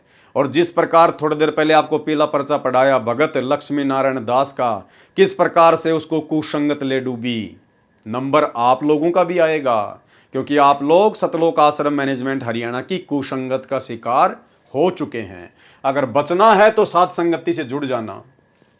12 जुलाई 2006 में इस दुष्ट का इरादा संत रामपाल दास जी महाराज को मरवाने तथा आश्रम तहस नहस करने का था। पहली बात तो भाई और बहनों, किसी भी भगत को यह अधिकार नहीं है कि वो अपने गुरुजी के नाम के साथ में दास शब्द का प्रयोग करे। अरे दास तो हम हैं गुलाम नौकर पाजी अपने गुरुजी के। एक भगत को कोई अधिकार नहीं है कि अपने गुरु के नाम के आगे दास शब्द का प्रयोग करे। मां दोषी होता है, मां दोषी। अरे ये तो अपने आप को छुपाते हुए दास का प्रयोग कर रहे हैं। आप और हमें दास की परिभाषा समझाने के लिए लिखते समय गुरुदेव अपने हाथों से दास शब्द लिखते हैं, रामपाल दास। लेकिन हम भक्तों को तो इतना ज्ञान हो जाना चाहिए ना कि इनके द्वारा दास शब्द लिखने का मकसद क्या है। और आप भगत होकर, मुख्य भगत होकर, और फिर भी आप जी अपने गुरु जी के नाम के आगे दास शब्द लिख रहे हो, आपको डूब के मर जाना चाहिए, डूब के। 12 जुलाई 2006 में इस दुष्ट का इरादा संत रामपाल दास जी महाराज को मरवाने तथा आश्रम तहस नहस करने का था। परंतु कबीर जाको राखे साइयां, मार सके ना कोई, बाढ़ न बाका कर सके चाहे जग बैरी होई। ये वाणी जो इन्होंने सतगुरु रामपाल जी परमेश्वर जी के लिए प्रयोग की है कि जाको राखे साइयां, मार सके ना कोई, अर्थात सतलोक आश्रम मैनेजमेंट हरियाणा का कहना है कि भूपेंद्र सिंह हुड्डा ने तो 2006 में संत रामपाल दास जी महाराज को मरवाने का पूरा प्रोग्राम फिट कर दिया था, लेकिन जाको राके साइयां तो मार सके ना कोई। लेकिन संत रामपाल जी के ऊपर कबीर भगवान का हाथ था, इसलिए वो उन्हें नहीं मार सके। अरे नालायको, जाको राखे साइयां, मार सके ना कोई। अरे साईं तो स्वयं सतगुरु रामपाल जी भगवान है। यहां पर आपने ये वाणी यूज नहीं करनी चाहिए थी। अरे ये वाणी तो हम भक्तों के लिए है। हम भक्तों के ऊपर जब कोई आपत्ति आती है, कोई परेशानी आती है, कोई दुख आता है, तो ये वाणी तो आप और हमारे लिए है कि जाको राखे साइयां, मार सके ना कोई। जिस आत्मा के ऊपर उस साईं सतगुरु रामपाल जी परमेश्वर जी की, इस कबीर भगवान की, इस सच्चे साईं की दया दृष्टि होगी, उसका कोई बाल भी बाका नहीं कर पाएगा। अरे ये वाणी तो आप और हम जैसे 2 कोड़ी के भक्तों के लिए है, और तुमने ये वाणी प्रयोग कर दी सतगुरु रामपाल जी के लिए, यानी जाको राखे साइयां, मार सके ना कोई। अर्थात संत रामपाल जी के ऊपर तो उस साईं का, कबीर जी का हाथ है, इसलिए उनका कोई बाल भी बाका नहीं कर पाया। तो तुम अपने गुरु जी को क्या समझ रहे हो? कबीर या कबीर का गुलाम या कबीर का नौकर, इसी को कहते हैं भाई और बहनों गुरु को मानुस मानना। इसलिए तो गरीबदास जी ने बार बार कहा था कि गुरु मानुस कर जानते, वो नर कहिए अंध, ओवे दुखी संसार में आ गए यम के फंदे। और परमात्मा कहते हैं भगत को कितना ज्ञान है, कितना वो अपने गुरु को पहचान पाया है। कहते हैं साधु शब्दां परखिए और दुख पड़े घरनार, सूर वीर जद जानिए जब रण बाजे तलवार। यानी साधु शब्दां परखिए, यानी भगत की पहचान उसके शब्दों से होती है। तो ये सतलोक आश्रम मैनेजमेंट हरियाणा वाले भगत, इनकी पहचान इन्हीं के हाथों से लिखी गई पुस्तकों से ये खुद ही करवा रहे हैं कि हम संत रामपाल जी को क्या समझते हैं। केवल मानुष माना इन्होंने सतगुरु रामपाल जी परमात्मा को, और गुरु को मानुष मानने वाली आत्मा ही इतनी बड़ी बड़ी गलतियां कर सकती हैं जो इन्होंने की 2014 बरवाला कांड में। मीडिया को अपने प्रभाव में लेकर संत जी तथा सतलोक आश्रम करोथा को इतना बदनाम करा दिया कि आम जनता भी संत जी से घृणा करने लगी। जिस भूपेंद्र सिंह हुड्डा ने संत रामपाल जी को इतना बदनाम करवाया, 2006 में इतना बदनाम करवाया कि आम जनता भी संत रामपाल जी के नाम से हरियाणा में नफरत करने लगी। और उसी भूपेंद्र सिंह हुड्डा को 2019 में संत रामपाल जी के परिवार ने अपना दामाद बना लिया, अपना बाप बना लिया। खुद तो सपोर्ट किया सो किया, बाकी संगत के भी कर्म फुड़वा दिए। ऐसे व्यक्ति को वोट डलवाकर, ऐसे व्यक्ति का संगत से समर्थन करवाकर, तो भाई और बहनों विचार कर लो काल का दूत कौन है संगत में। संत रामपाल जी के ये सतलोक आश्रम मैनेजमेंट हरियाणा वाले, उनके परिवार वाले दुश्मन है या उनके मित्र हैं? सबसे बड़ा गुरुद्रोही कौन है? संत जी तथा सतलोक आश्रम करोथा को इतना बदनाम करा दिया कि आम जनता भी संत जी से घृणा करने लगी। परंतु सत्य को कुछ दिन दबाया जा सकता है, मिटाया नहीं जा सकता। ठीक इसी प्रकार तुम्हारी बकवाद आज पूरी संगत के सामने उजागर हो रही है। तुम्हारे ही हाथों से लिखी गई ये पुस्तक भ्रष्ट जज कुमार्ग पर आज तुम्हारे विचार, तुम्हारे इरादे, तुम्हारा अज्ञान, तुम्हारी घटिया सोच कि तुम गुरु जी को क्या मानते थे, आज भी क्या मान रहे हो, तुम्हारे हाथों से लिखी गई पुस्तकों से सबके सामने आ रही है। परंतु सत्य को कुछ दिन दबाया जा सकता है, मिटाया नहीं जा सकता। आज 28 अक्टूबर 2014 तक भूपेंद्र सिंह हुड्डा जमीन से नीचे गड्ढे में गिरा है। राज रहित है। संत रामपाल जी तथा उनका सत्य ज्ञान आज शिखर में है। प्रतिमा 25,000 अनुयायी बन रहे हैं।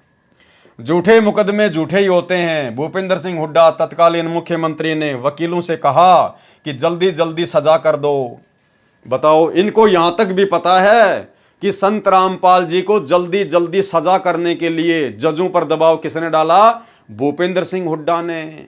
और ऐसे व्यक्ति को इन्होंने 2019 में वोट डाल के अपना बाप बना लिया। तो सोचिए, ये आश्रम वाले आपके गुरुजी के साथ में हैं या आपके गुरुजी के विरुद्ध हैं? इसको कहते हैं कुसंगत। ये संगत में सबसे बड़ी गंदगी है सतलोक आश्रम और सतलोक आश्रम मैनेजमेंट हरियाणा वर्तमान वाले। झूठे मुकदमे झूठे ही होते हैं। भूपेंद्र सिंह हुड्डा तत्कालीन मुख्यमंत्री ने वकीलों से कहा कि जल्दी जल्दी सजा कर दो। उनके वरिष्ठ वकील श्री रण सिंह कादियान ने कोर्ट से निकलते समय अपने साथी वकील से कहा कि इस मुकदमे में धांस भी नहीं है, अर्थात कुछ भी नहीं है, ये मुकदमा बनता ही नहीं, ठीक से बनाना चाहिए था।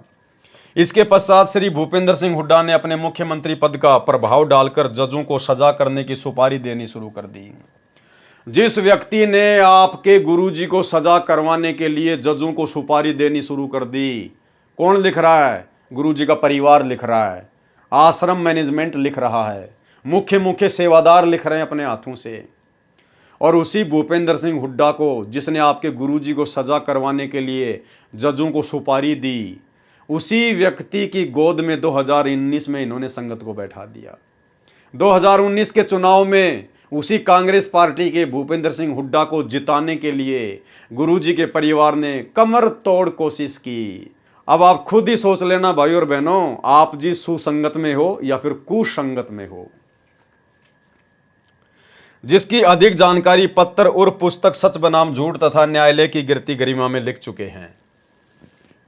12 जुलाई 2014 में एक षड्यंत्र और रचा। अब सतलोक आश्रम मैनेजमेंट हरियाणा वाले कह रहे हैं, गुरुजी के बेटा बेटी भाई बंधु रिश्तेदार क्या कह रहे हैं कि जुलाई 2014 में इस भूपेंद्र सिंह हुड्डा ने संत रामपाल जी के खिलाफ एक और षड्यंत्र रचा। क्या?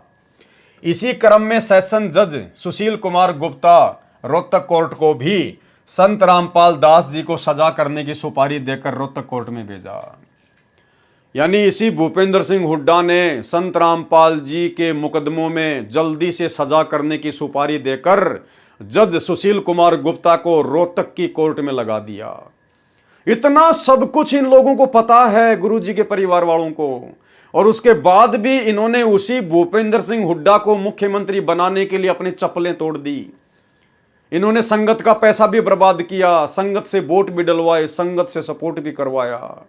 अरे कौन है असली गुरुद्रोही भाई और बहनों? कितनी बार लिख चुके हैं ये लोग, खुद अपने हाथों से लिख रहे हैं। अगर पवन दास लिखे, पवन दास बताए तो कोई यकीन नहीं करे। खुद गुरुजी का परिवार सतलोक आश्रम मैनेजमेंट हरियाणा अपने हाथों से लिख रहा है, और उसी व्यक्ति को, गुरुजी के सबसे बड़े शत्रु को, फिर 2019 में इन्होंने अपने सिर पर बैठा लिया। तो ये सतलोक आश्रम मैनेजमेंट हरियाणा कौन है? इसीलिए दास बार बार कहता है कि गुरुजी के बेटा बेटी भाई बंधु रिश्तेदार और गुरुजी का भाई और ये कोऑर्डिनेटर, ये काल की तरफ से धरती पर सीधे सीधे उसके विशेष एजेंट हैं। ये सतगुरु रामपाल जी भगवान की संगत को तहस नहस करने के लिए, उनको बदनाम करने के लिए काल ने भेजे। और तुम लोगों को नादानी में लगता है कि सतलोक आश्रम मैनेजमेंट हरियाणा तो ज्ञान प्रचार कर रहा है, सतलोक आश्रम मैनेजमेंट हरियाणा ने तो बहुत सारे आश्रम खोल दिए, रक्तदान दे दान करवा रहा है, पाठ करवा रहा है, जगह जगह आश्रम खोल रहा है। तुम सोच रहे कि भाई ये गुरुजी के खिलाफ कैसे है? अरे भाई, अगर कोई मंत्री जिसको 10 करोड़ रुपए मिलते हैं काम करवाने के लिए, अगर वो 10 के 10 करोड़ रुपए खा जाएगा तो जनता भड़क नहीं जाएगी, जनता समझ नहीं जाएगी, तो वो कुछ प्रतिशत तो लगाएगा विकास के कार्यों में, तभी तो खा पाएगा। तो इसी प्रकार भाई और बहनों, जैसे जब ईस्ट इंडिया कंपनी भारत में आई, जब अंग्रेजों का शासन था, उस समय भी चापलूस जनता बहुत होती थी, जो स्वतंत्रता सेनानियों का, जो कि अंग्रेजों की सच्चाई बताया करते थे, उन स्वतंत्र सेनानियों का विरोध करती थी, और अंग्रेज जो हमारे देश को लूट रहे थे उनको अच्छा बताया करती थी। और जब हम सत्सेवकों की तरह जगह जगह जाकर वो स्वतंत्रता सेनानी लोगों को जागरूक किया करते थे कि भाई ये अंग्रेज हमारे देश को लूट रहे हैं, ये कोई विकास नहीं कर रहे, तो वो क्या कहते थे चापलूस लोग पता है? कि क्यों मूर्ख बना रहे हो तुम? ये अंग्रेज देखो भारत में रेलवे लाइन बिछा रहे हैं, इन अंग्रेजों ने बड़े बड़े बंदरगाह बना दिए, इन अंग्रेजों ने बड़ी बड़ी डामर की पक्की सड़कें बना दी है, बड़े बड़े स्कूल बना रहे हैं, बड़े बड़े पानी के जहाज बना रहे हैं, इन्होंने देखो कितनी सेना हिंदुस्तान में लाके खड़ी कर दी, और तुम कह रहे हो कि अंग्रेज भारत देश का विकास नहीं कर रहे। जबकि उन मूर्खों को यह समझ में नहीं आ रहा था कि नालायकों, ये अंग्रेज जो ये लंबी लंबी सड़कें बना रहे हैं, पक्की पक्की सड़कें बना रहे हैं, रेलवे लाइन बिछा रहे हैं, बंदरगाह बना रहे हैं, पानी के जहाज बना रहे हैं, अरे ये तुम्हारे को भिखारी बनाने के लिए बना रहे हैं और अपने स्वार्थ के लिए कर रहे हैं। ये रेलवे लाइन और पक्की सड़कें इसलिए बना रहे हैं ताकि भारत देश से जो कच्चा सामान है वो रेलवे लाइन के माध्यम से, रोड के माध्यम से आसानी से बंदरगाह तक ले जाया जा सके, और बंदरगाह से फिर पानी की जहाज में डाल के इंग्लैंड ले जाया जा सके, और इंग्लैंड से फिर पक्का माल हमारे देश में लाकर और तिगुनी चौगुनी कीमत पर आप और हमारे को ही बेचकर मुनाफा कमाया जाता था। अंग्रेज जो कुछ थोड़ा बहुत विकास कर रहे थे अपने स्वार्थ के लिए कर रहे थे, और उन अनपढ़ और नादान देशवासियों को लगता था कि ये देश का विकास कर रहे हैं। तो भाई इसी प्रकार ये जो सतलोक आश्रम मैनेजमेंट हरियाणा जो जगह जगह जो ये आश्रम खोल रहा है ना, ये अपने स्वार्थ के लिए खोल रहा है। और ये आश्रम, ये करोड़ों रुपए के आश्रम, ये अपने बाप दादाओं की जमीन बेच के या अपनी औरतों के गहने बेच के नहीं बनवा रहे। अरे तुम ही लोगों के खून पसीने की कमाई चूस चूस के बना रहे हैं। तुम लोग इनको फ्री के मजदूर मिले हुए हो। इनका क्या लग रहा है? कुछ नहीं लग रहा। इनके तो पांचों उंगली घी में है। मूर्ख बन रहा तो कौन बन रहा है? तुम बन रहे हो। मर्यादा टूट रही है तो किसकी टूट रही है? तुम लोगों की टूट रही है। तो नादानो, ये तुम्हारे को लूट रहा है काल प्रेरणा से। तुम्हारी मर्यादाएं खंडित करवाई जा रही हैं। तुम्हारा ही जूता और तुम्हारे सिर पे मारा जा रहा है। तुम्हारे पैसे से ये राजनीति कर रहे हैं और तुम्ही से राजनीति करवा कर, राजनेताओं का सपोर्ट करवा कर तुम्हारी मर्यादा तुड़वाई जा रही है। तुम्हारे पैसों से 50-50 लाख रुपए के बैडमिंटन के स्टेडियम बनवाए जा रहे हैं धनाना गांव में। अरे तुम्ही भक्तों के पैसों से, इन कुपात्रों ने तुमसे पैसा लिया, तुमने इन कुपात्रों को दान दिया और तुम्हारे दान का दुरुपयोग अभी ये स्टेडियम बनाने में कर रहे हैं, हॉस्पिटल बनाने में कर रहे हैं, गांव वालों के लिए बसें बनाने में, गुंडों की सीबीआई जांच में, हरियाणा के जाट आरक्षण में। तुम्हारा ही पैसा, तुम्हारा ही जूता तुम्हारे सिर पे मारा जा रहा है और फिर भी तुम्हें लगता है कि ये गुरुजी के मिशन को आगे बढ़ा रहा है। इन्होंने तो गुरुजी के मिशन की अपनी तरफ से तो ऐसी तैसी करके रख दी है। ये ज्ञान गंगा पुस्तक बांटना और बंटवाना, 2-4 टीवी चैनल पे सत्संग चला देना, केवल यही गुरुजी के मिशन को आगे बढ़ाना नहीं है। अरे परमात्मा भगत बनाने आए हैं, मजदूर तो बहुत है परमात्मा के पास में। भगवान को मजदूरों की जरूरत नहीं है, भक्तों की जरूरत है। तो भाई और बहनों, अगर आप इनकी कुसंगति से निकल सकते हो तो निकल जाओ। जब तक गुरुजी नहीं आते हैं तब तक ज्ञान को आधार बनाओ, साथ संगति से जुड़ के अपने गुरु को भगवान बनाओ और घर को आश्रम बनाओ। अन्यथा ऐसे जाओगे इस धरती से जैसे गधे के सिर से सींग जाते हैं। तो इसी क्रम में सेशन जज सुशील कुमार गुप्ता रोहतक कोर्ट को भी संत रामपाल दास जी को सजा कराने की सुपारी देकर रोहतक कोर्ट में भेजा। यानी तुम्हारे गुरुजी के दुश्मन को इसने 2019 में वोट डलवाए, जिसने संत रामपाल जी के मुकदमों में सजा करवाने के लिए रोहतक कोर्ट में स्पेशल जज नियुक्त किया। कुछ विशेष श्री सुशील कुमार गुप्ता जी हिसार शहर में कंज्यूमर कोर्ट में जज लगे थे। सूत्रों का कहना है, यानी इनके पास में कोई सबूत नहीं है, सतलोक आश्रम मैनेजमेंट हरियाणा के पास में इस बात का सबूत नहीं है, इसलिए इन्होंने ये कहा सूत्रों का कहना है, यानी हवाई बात है। सूत्रों का कहना है कि श्री भूपेंद्र सिंह हुड्डा ने पहली शर्त रखी थी कि मेरा एक कार्य है, संत रामपाल जी महाराज का एक मुकदमा नंबर 198/2006 रोहतक कोर्ट में चल रहा है, उसमें 6 महीने के अंदर अंदर सजा होनी चाहिए। किसने कहा? भूपेंद्र सिंह हुड्डा ने। इसी शर्त पर सेशन जज सुशील कुमार गुप्ता ने सेशन जज लगते ही जुल्म ढाने शुरू किए, जिसकी संपूर्ण जानकारी कृपया पढ़ें पेज नंबर 25 से 39 पर। श्री भूपेंद्र सिंह हुड्डा ने हाईकोर्ट के भ्रष्ट जजों को अपना सहयोगी बना ही रखा था। सेशन जज सुशील कुमार गुप्ता ने संत रामपाल दास जी महाराज की कोर्ट में निजी तौर पर उपस्थिति होने से दिनांक 12/2/2014 को स्थायी हाजिरी माफी कर दी। इसने कोर्ट में ओपनली कहा था कि इस मुकदमा नंबर 198/2006 का निपटारा जल्दी करना है, इसलिए बार बार हाजिरी माफी की कोई आवश्यकता नहीं है। हमारे महाराज जी से एफिडेविट लेकर स्थायी हाजिरी माफी कर दी तथा छोटी छोटी तारीख लगाकर अपना वायदा पूरा करना चाहा। इस मुकदमे में 38 मुलजिम बना रखे हैं। भगत विजय दास, अब ध्यान से सुनना भाई और बहनों, भगत विजय दास मानसिक परेशानी के कारण कोर्ट में उपस्थित नहीं हो सका, जिस कारण से गवाहियां नहीं हो सकी। ये कौन है भगत विजय दास? ये वही व्यक्ति है जिसने क्रोथा कांड का रहस्य नामक पुस्तक लिखी थी। अब देखो भाई और बहनों, ये बड़े बड़े भगत आज मेंटल होके घूम रहे हैं। ये बड़े बड़े भगत आज मेंटल होके घूम रहे हैं। क्यों? क्योंकि इन्होंने मनमाना आचरण किया। क्रोथा कांड में भी मनमाना आचरण किया, गुरुजी की एक नहीं मानी, और बरवाला कांड भी मनमाना आचरण किया, गुरुजी की एक सलाह नहीं मानी। अंत में क्या नतीजा निकला?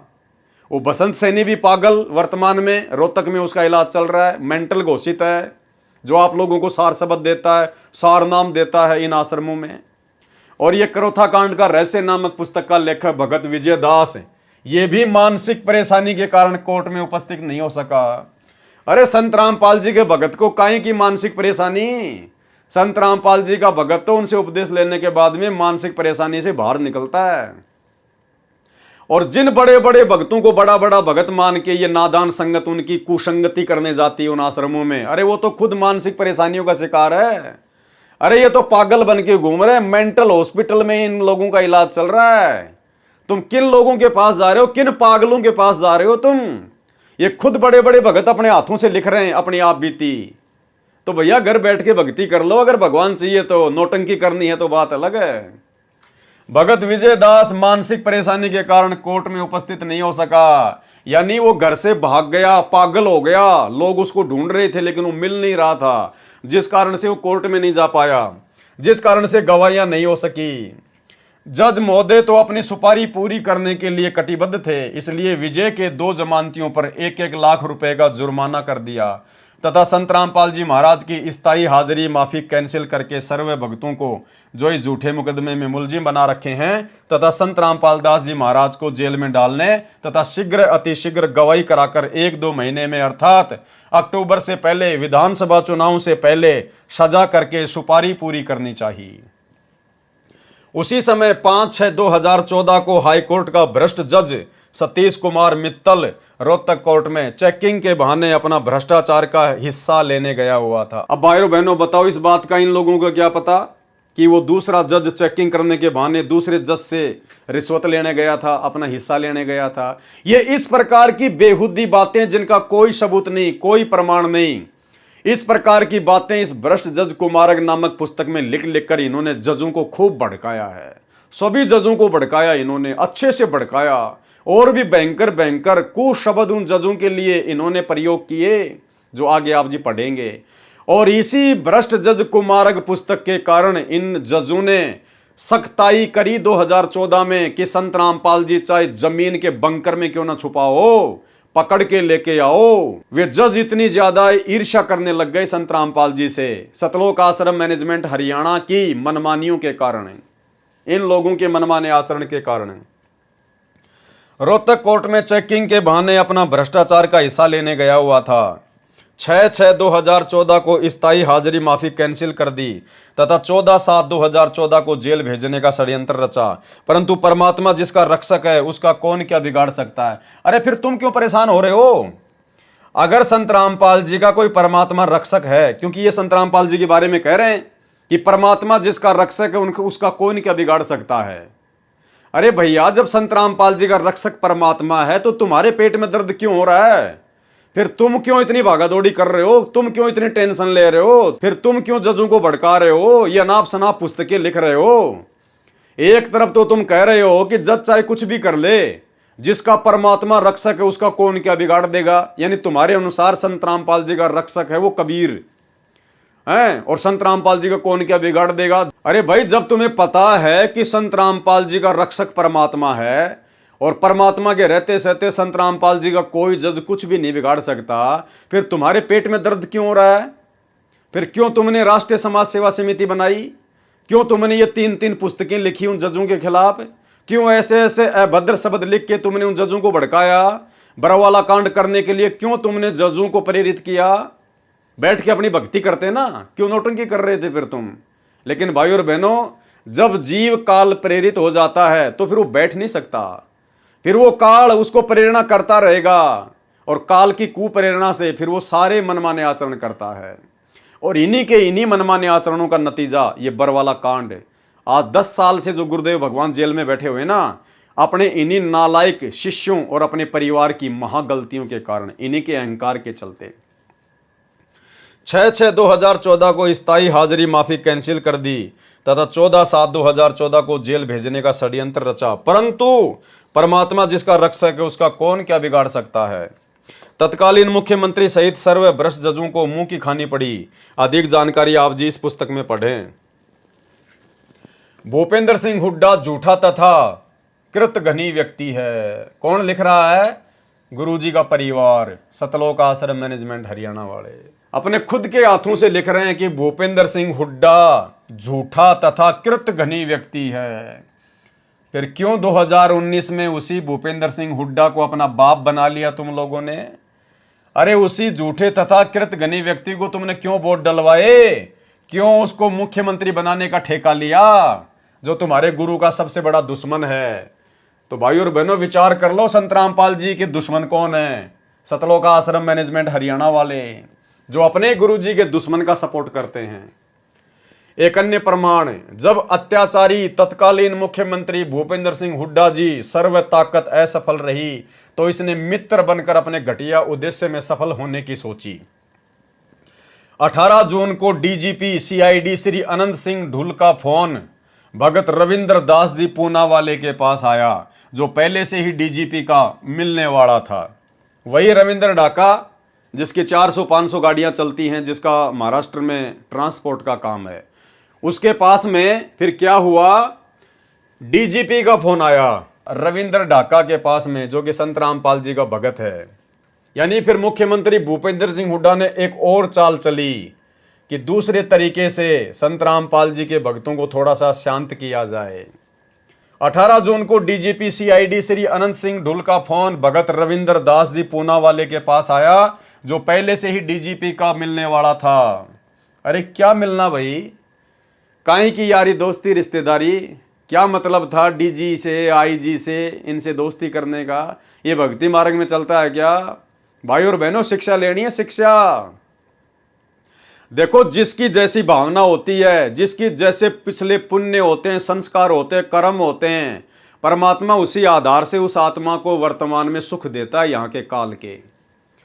आप और हमारे भाग्य में यदि सुख हैं, ढेर सारे सुख हैं, तो भी अपने गुरुदेव भगवान से रोजाना यही विनती किया करो कि गुरुजी, यदि मेरे भाग्य में, मेरे संस्कार में आवश्यकता से ज्यादा इस काललोक के सुख हैं तो परमात्मा आप उनको कैंसिल कर देना। हे मालिक, मुझे तो इसी जन्म में सतलोक जाना है, मेरे परमात्मा साईं इतना दीजिए जिसमें कुटुंब समाव, हम भी भूखे ना रहें, साधु ना भूखा जाए। हे परमेश्वर, यदि इस काललोक में आवश्यकता से अधिक सुख हो गए तो परमात्मा में भक्ति कर ही नहीं पाऊंगा। मैं भक्ति पर लगा अवश्य रहूंगा, लेकिन मेरे भाव आपके चरणों में वैसे नहीं होंगे जिस भाव के चलते मेरी मुक्ति होनी हो। भाइयों और बहनों, विचार करो, जिस रविंद्र ढाका के 500 ट्रक चलते हों, जिस भगत के 500 कैंटर हों, इतना बड़ा ट्रांसपोर्ट का काम हो, जिस अकेले भगत के 500 ट्रक चलते हों, क्या वो भगत कभी भक्ति कर सकता है? क्या वो भगत इसी जन्म में सतलोक जा सकता है? अरे कितनी परेशानी झेल रहा होगा। अरे विचार करो, आप में से कितने भगत होंगे जिनके पास केवल एक ही टेम्पू होगा। एक टेम्पू, एक ट्रक का चौथा हिस्सा होता है एक टेम्पू। आप में से कितने भगत हैं जिनके पास खाली एक छोटा सा टेम्पू है, और उस टेम्पू को लेकर आप जी कितने परेशान रहते हैं। कभी पंचर हो गया, कभी पुलिस वाले ने पकड़ लिया, कभी उसकी फिटनेस करवानी, कभी उसके टायर बदलवाने, कभी इंजन ने काम मांग लिया, कभी आरटीओ ने पकड़ लिया, आज काम नहीं मिला। कितनी टेंशन रहती है आपको उस एक छोटे से टेम्पू को लेकर। और भाई, जिसके 500 ट्रक चलते हो, फिर उसको तो कहां कहां सेटिंग करनी पड़ती होगी। आरटीओ में बड़े बड़े अधिकारियों के साथ में उठना बैठना है, होली दिवाली पे उनको जो है वो गिफ्ट वगैरह देना, उनकी हर बात को मानना, चाहे मर्यादा टूटे या ना टूटे, क्योंकि भाई अपना धंधा चलाना है। ट्रांसपोर्ट का काम है, 500 ट्रक कोई भगत बन के थोड़ी चला सकता है। भगत बन के तो आप जी पूरी मर्यादा में रह के तो आप एक छोटा सा टेम्पू नहीं चला सकते वर्तमान में, एक टेम्पू। तो तभी तो ये डीजीपी जैसे लोगों के साथ में उसकी जानकारी उसका मिलने वाला, जबकि भगत का क्या मतलब है। परमात्मा तो कहते हैं अगर भगत अगर मर्यादा में है तो भगत का जगत का तो 36 का आंकड़ा होता है, 36 का आंकड़ा। तो रविंद्र ढाका जी के बड़े बड़े अधिकारी, बड़े बड़े प्रशासनिक लोग, राजनेता लोग मिलने वाले, तो कहां मर्यादा है। भाई और बहनों, भगवान से हाथ जोड़ के प्रार्थना करना कि परमात्मा मेरे भाग्य में भी हो तो भी मत देना। हे परमात्मा, अगर मेरा वर्तमान में काम ज्यादा है और यदि आप जी उचित समझते हैं तो परमात्मा मेरे इस काम को भी कम कर दो। मुझे तो भक्ति करनी है। 2 टाइम की रोटी परमात्मा आप दोगे, ये धंधा नहीं देगा। धंधा तो केवल एक माध्यम है, एक निमित्त है। तीनों लोकों में प्रवेश करके सबका भरण पोषण करने वाला जब समर्थ हमारा गुरु है तो हमने काहे की टेंशन। अरे काहे की 100 गाड़ी चलाने की आवश्यकता है, काहे की 500 गाड़ियां चलाने की आवश्यकता है। ये भगवान, जिसके 500 गाड़ियां चलती हो उस आदमी को कितनी टेंशन होगी। भाई वो तो खाना भी ढंग से नहीं खा पाता होगा, मंत्र क्या खाक करेगा ध्यान से, आरती क्या खाक करेगा। तो सोचो भाई और बहनों, विचार करो, ये परमात्मा इतना सारा खुलासा क्यों करवा रहे हैं।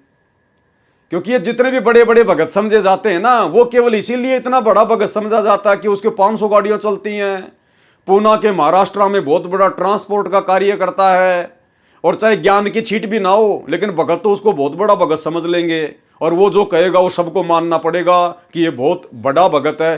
केवल हमने पैसे और पद के हिसाब से बड़े बड़े भगत मान लिए, ज्ञान के आधार से हमने किसी को अच्छा भगत नहीं माना। तो भाई और बहनों, मालिक से हाथ जोड़ना कि परमात्मा दया करना, उतना ही देना परमात्मा कि आपकी भक्ति में कोई विघ्न ना पड़े। हे मालिक, मुझे जगत वालों से, कोई अधिकारी से, कोई प्रशासन वालों से किसी प्रकार का कोई संपर्क ना करना पड़े। परमात्मा, मेरा तो जिंदगी में उनसे कभी कोई काम भी ना पड़े मेरे मालिक। तो भाई और बहनों, विचार कर लेना, ये बहुत गहनता की बातें हैं। ये सतलोक जाने के लक्षण नहीं है 500 ट्रक चलाना, 100 ट्रक चलाना, लंबा चौड़ा काम बढ़ाना, काम को आगे से आगे बढ़ाते जाना। इस भक्ति मार्ग में उपदेश लेने के बाद अगर ज्ञान समझ में आ गया और पहले से काम बढ़ा हुआ है उसको भी कम करो, उसको भी कम धीरे धीरे नीचे लेके आओ, ताकि ज्यादा से ज्यादा समय परमात्मा की भक्ति को दे सकें। तो भाई और बहनों, हमने तो असली सुख सतलोक में प्राप्त करना है, और जब तक इस काल लोक के नकली सुखों को ठोकर नहीं मारेंगे, वो सतलोक का सुख कभी जिंदगी में नहीं मिलेगा।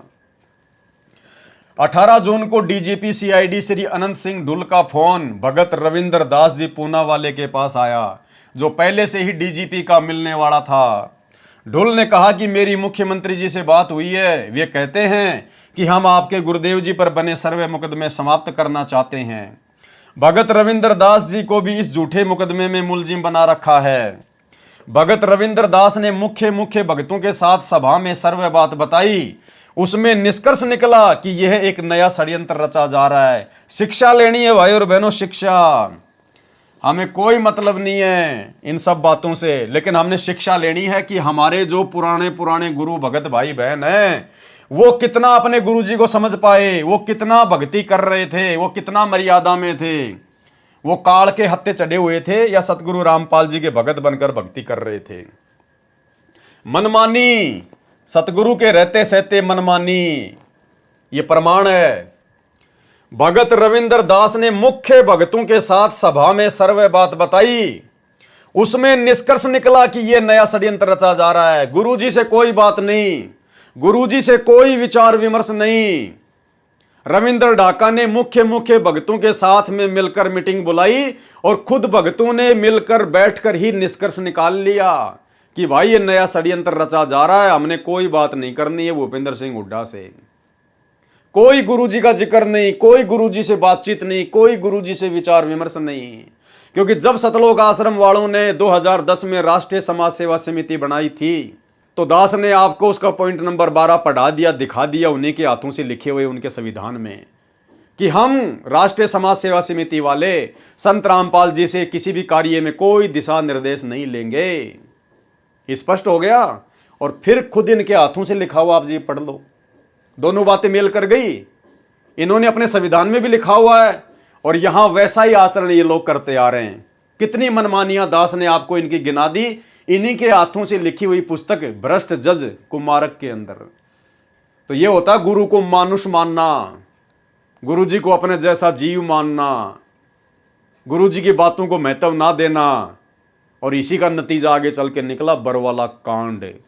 और आज आप ऐसे मनवश लोगों की कुसंगति कर रहे हो इन सतलोक आश्रमों में जाके। ये खुद तो डूबे हुए हैं, तुम्हारे को भी ऐसी जगह पे डुबोएंगे जहां पे तुम्हें कोई बचाने वाला नहीं मिलेगा। भगत रविंद्र दास ने मुख्य भगतों के साथ सभा में सर्वे बात बताई, जबकि बात बतानी चाहिए थी संत रामपाल जी को। अपने गुरुजी के पास में जाता सीधा कि गुरुजी ऐसी ऐसी बात है, मेरे पास में फोन आया है, क्या करना है।